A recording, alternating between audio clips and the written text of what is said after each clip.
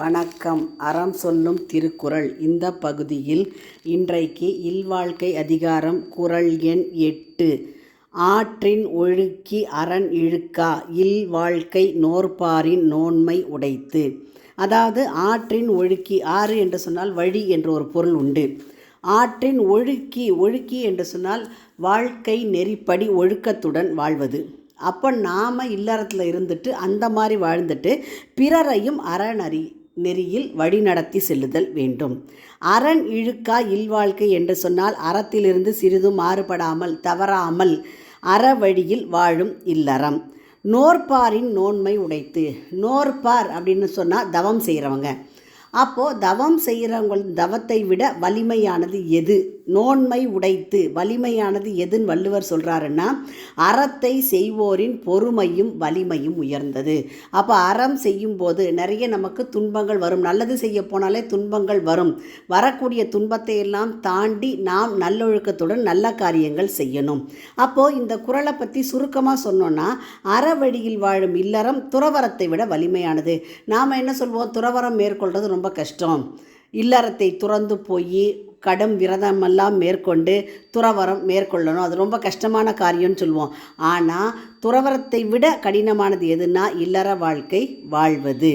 அப்போது குறளோட பொருள் என்னன்னு பார்த்தோம்னா, மற்றவரையும் அறநெறியில் ஒழுகச் செய்து, அதாவது நடக்கச் செய்து, தானும் அறம் தவறாத இல்வாழ்க்கை தவம் செய்வாரை விட மிக்க வல்லமை உடைய வாழ்க்கை ஆகும். இப்போது இதுக்கு ஒரு சின்ன கதை சொன்னோம்னா, ஒரு கிராமத்தில் ஒரு கணவன் மனைவி இருந்தாங்க. கணவன் தச்சர் வேலை செய்கிறாரு, மனைவி ஒரு தையல்காரி.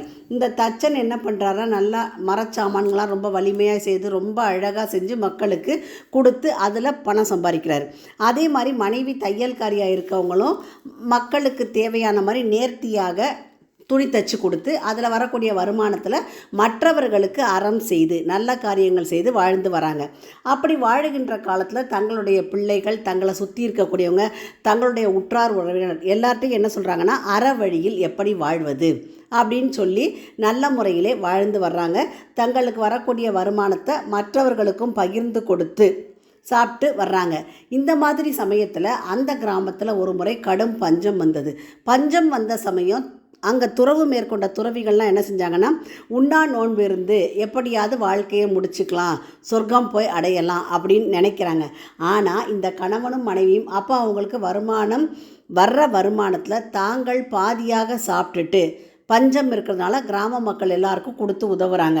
இதை பார்த்த மக்கள் எல்லாரும் இவங்களுடைய அறச்செயலை ரொம்பவே பாராட்டுறாங்க. அப்போ அங்கேருந்த துறவிகள் கூட நினைக்கிறாங்க, ஆகா இல்லற வாழ்க்கை தான் அப்போ கடினமானது. இவங்க இல்லறத்தில் இருந்துட்டு இப்படி ஒரு கஷ்டம் வர்ற காலத்தில் கூட அவங்க பாதி வயிறாக சாப்பிட்டுட்டு மற்றவர்களுக்கு அறம் செய்கிறாங்க. ஆகவே அற வழியில் வாழக்கூடிய இல்லறமானது துறவரத்தை விட வலிமையானது அப்படின்னு சொல்லி அந்த துறவிகள் எல்லோரும் உணர்ந்து கொள்கிறாங்க. அப்போ நாம் இல்லற வாழ்க்கையிலே நல்லறம் செய்தல் வேண்டும். அந்த நல்ல அறத்தை நமக்கு கஷ்டம் வந்த போதும் சரி, நம்மளை சுற்றி இருக்கிறவங்களுக்கு கஷ்டம் வந்த போதும் சரி விடாமல் கடைபிடிக்க வேண்டும். மீண்டும் குறள். ஆற்றின் ஒழுக்கி அரண் இழுக்கா இல்வாழ்க்கை நோற்பாரின் நோன்மை உடைத்து. உங்கள் இல்ல குழந்தைகளின் மனதிலே தினம் ஒரு திருக்குறள் பதிய எங்கள் சேனலை சப்ஸ்கிரைப் பண்ணுங்கள், லைக் பண்ணுங்கள், சப்ஸ்கிரைப் பண்ணுங்கள், ஷேர் பண்ணுங்கள், கமெண்ட் பண்ணுங்கள். நன்றி.